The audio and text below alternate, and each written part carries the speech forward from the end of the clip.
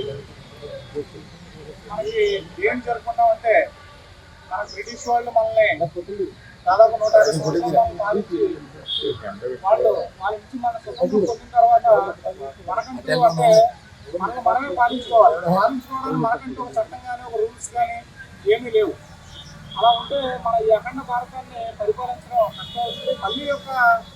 మళ్ళీ బ్రిటిష్ వాళ్ళు వచ్చి మళ్ళీ పాలించే అవకాశం ఉండాలనే ఉద్దేశంతో ఒక రూల్స్ అండ్ రెగ్యులేషన్స్ అంటే మనం జీవించడానికి ఒక క్రమశిక్షణగా ఉండడానికి రూల్స్ అండ్ రెగ్యులేషన్ ఉండాలనే ఉద్దేశంతో మన అప్పట్లో ఉన్న పెద్దలందరూ ఆలోచించి మన ఈ యొక్క రకరకాల దేశాలు మొత్తం అన్ని రకాల దేశాలు ప్రపంచమైన నలుమూల నుంచి తిరిగి వారి యొక్క రూల్స్ అండ్ రెగ్యులేషన్ వారి యొక్క రాజ్యాంగాలను పరిశీలించి ఒక కమిటీగా ఏర్పరిచి మన డాక్టర్ బిఆర్ అంబేద్కర్ గారు వారి యొక్క ఆధ్వర్యంలో ఒక ఈ అఖండమైన ఎంతో స్ట్రాంగ్గా ఉన్న భారత రాజ్యాంగం రచించడం జరిగింది. ఈ రచించిన తర్వాత ఈ యొక్క రాజ్యాంగాన్ని అమలులోకి వచ్చిన తేదీనే మనం గణతంత్ర దినోత్సవంగా జరుపుకుంటూ ఉంటాం.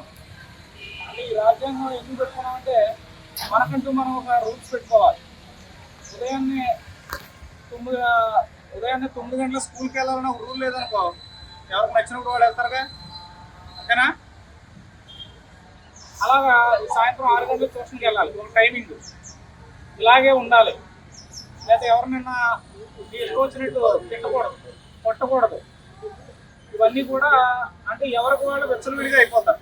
కాబట్టి ఏమన్నా ఒక రూల్స్ అంటూ ఒక మనిషికి పెట్టుకుంటే దాని ద్వారా ఈ ప్రజలందరూ కూడా మా ఇచ్చిన స్వేచ్ఛ స్వాతంత్రాన్ని దుర్వినియోగం చేయకుండా ఉంటారనే ఉద్దేశంతో ఈ యొక్క చట్టాలను కూడా చేయడం జరిగింది.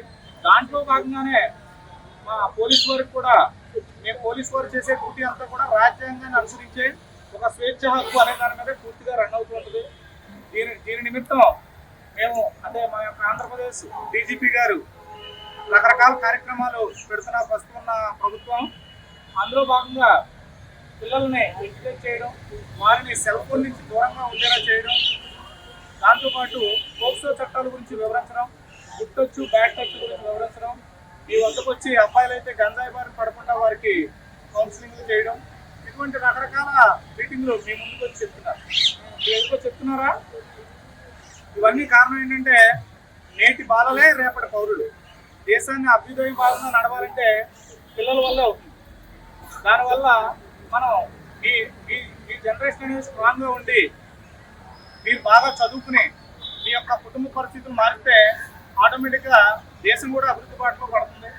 కాబట్టి మనం మీరందరూ కూడా పిల్లలు ఈ రిపబ్లిక్ దినోత్సవం రోజున మీరందరూ కూడా మైండ్లో ఒక టార్గెట్ ఫిక్స్ చేసుకోండి. అంటే మీరు ఏం అవ్వాలనుకుంటున్నారు, జీవితంలో ఏం సాధించాలనుకుంటున్నారు, దేనికి చదువుతున్నారు అనేది ఒక టార్గెట్ ఫిక్స్ చేసుకోండి. ఫలానాది అవ్వాలనుకుంటే ఆ టార్గెట్ ఎప్పుడు ప్రతిరోజు గుర్తుపెట్టుకోవాలా, అది మర్చిపోకూడదు. దానికోసం ఏం చేయాలని నిత్యం ప్రయత్నిస్తూనే ఉండాలి. ఈ క్షణంలో ఎవరైనా టార్గెట్ ఫిక్స్ చేసుకుంటే రీచ్ అవ్వని వాళ్ళు ఉండరు. దీనికి మీ ఆర్థికపరమైన సమస్యలు కానీ, సామాజికమైన సమస్యలు కానీ, కుటుంబపరమైన సమస్యలు కానీ ఏమీ అడ్డురావు. మీరు ఎటువంటి టార్గెట్ పెట్టుకున్నా దాన్ని మీరు రీచ్ అవుతారు. దానికి కష్టపడి చదవడమే.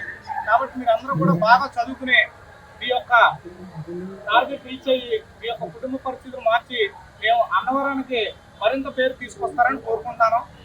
ఓకే అండి. ఈ వీడియో మీకు నచ్చినట్లయితే లైక్ కొట్టి షేర్ చేసి మా వైకే టీవీ ఛానల్ని సబ్స్క్రైబ్ చేయండి.